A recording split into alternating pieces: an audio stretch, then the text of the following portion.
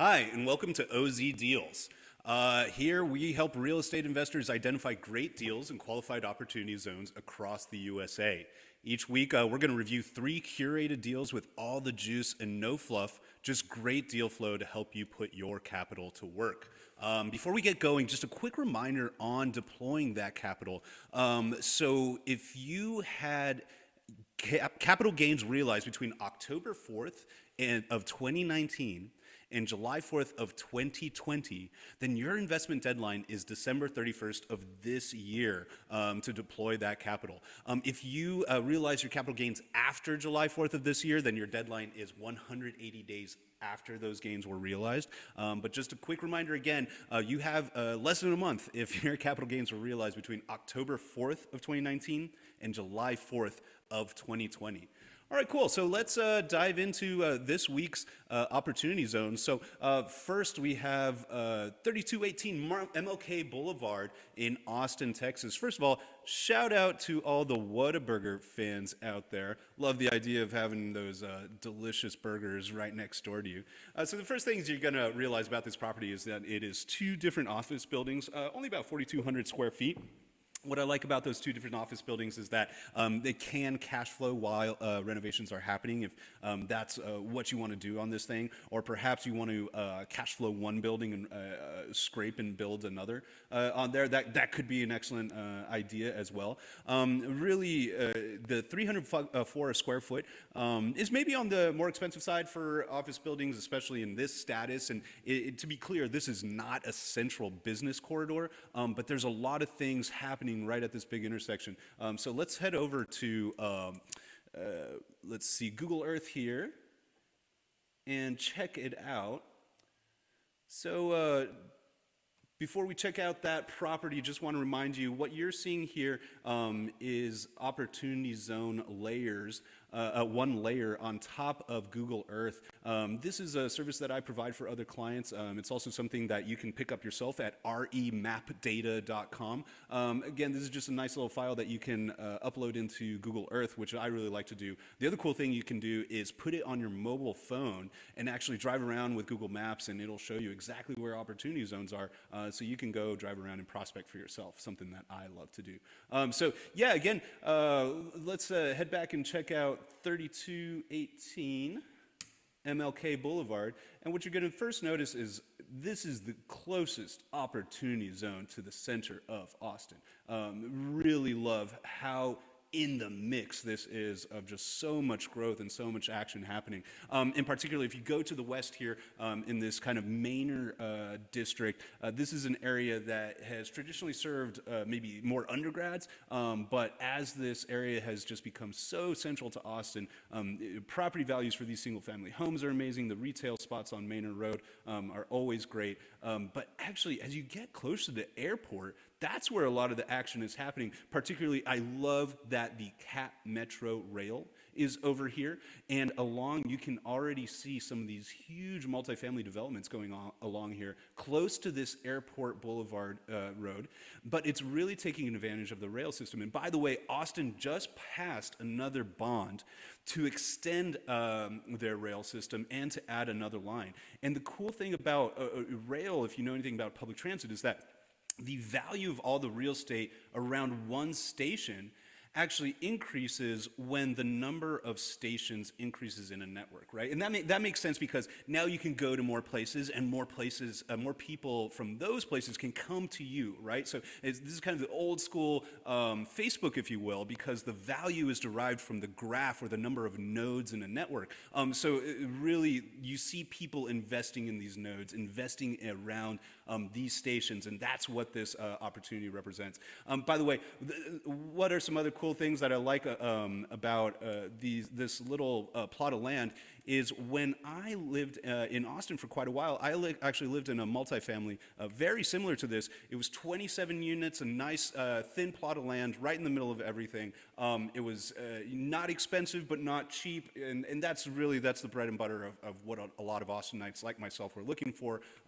Someone who, I didn't have a family, but I had a job. I wanted to be around some of the magic that Austin has to offer. That could be a really clear NOI boosting value value captured here. Love that opportunity. All right, cool. So let's head on over to the next one. We have 127 East Travis Street. So the first thing you're going to notice here is the Riverwalk.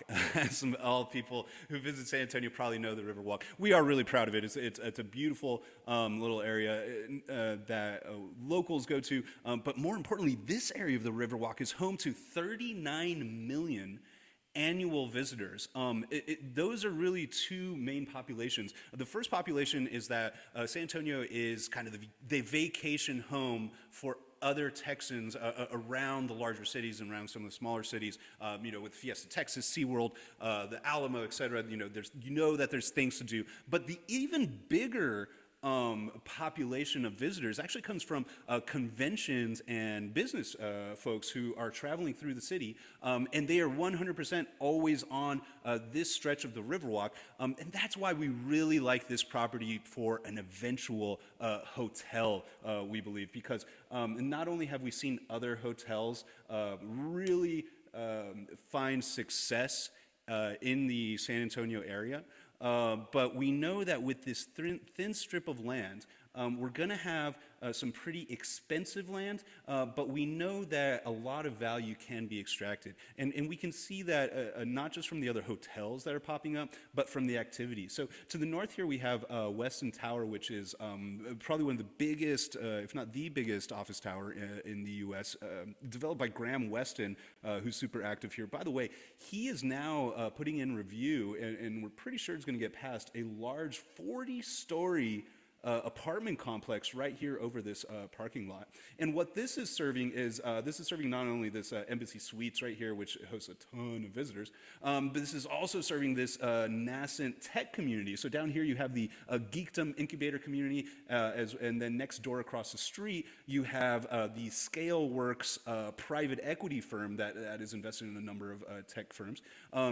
We talked about earlier last week how just on the other side of the highway, a couple $100 million from UTSA is going to go in for their expansion of their downtown campus. So we just really love all the investment activity here. Love the idea of having this for a hold and play, a hold and maybe rehab on the office. The offices are not great, but it's always going to be 100% leased. Great demand down here. The rents, by the way, are not great. We're going about, not to say that they're not great. They're just not, they're not very dense as typical style. So you're going to be looking at about $15 triple net, $15 a foot triple net, maybe get that up to $20 a foot triple net. But that's about what the San Antonio downtown location is supporting right now. And we think that that's going to be solid to growing in the future.